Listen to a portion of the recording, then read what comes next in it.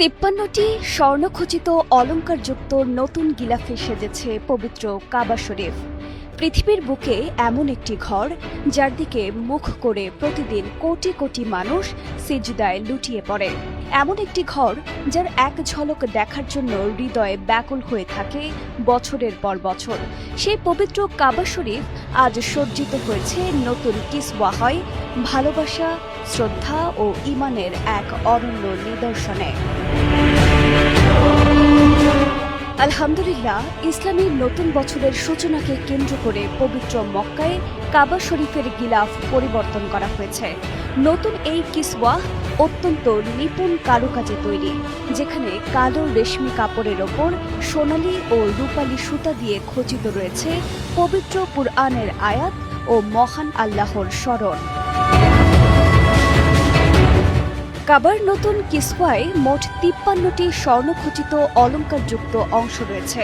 খাঁটি প্রাকৃতিক রেশমের কাপড়ে সোনালী ও রূপালী প্রলেপযুক্ত সুতা ব্যবহার করে কোরআনের আয়াত ও নান্দনিক নকশা সূচিকর্মের মাধ্যমে ফুটিয়ে তোলা হয়েছে।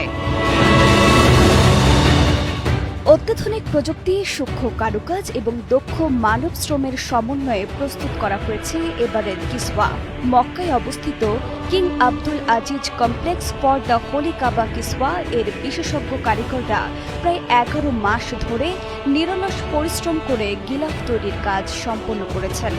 এবারের পুরো গিলাফটির মোট ওজন প্রায় ১,৪১৫ কেজি। প্রতিবছর কাবা শরীফের গিলাফ পরিবর্তনের এই ঐতিহ্য মুসলিম উম্মার কাছে এক আবেগঘন মুহূর্ত।